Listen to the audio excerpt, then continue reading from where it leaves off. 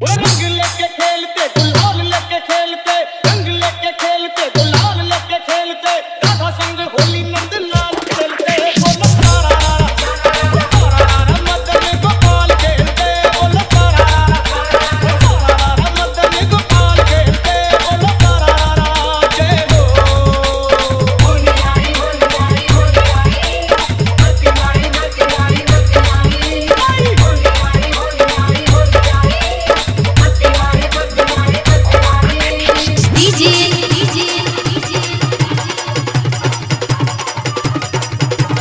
राकेश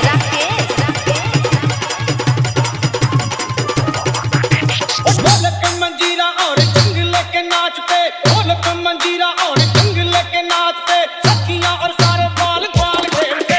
बोलो सारा मदन गोपाल खेलते, बोलो सारा मदन गोपाल खेलते, बोलो सारा जय हो।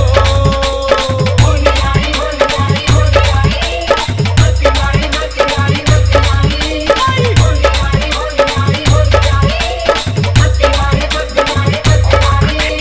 डीजे राकेश मुस्तफापुर वैशाली।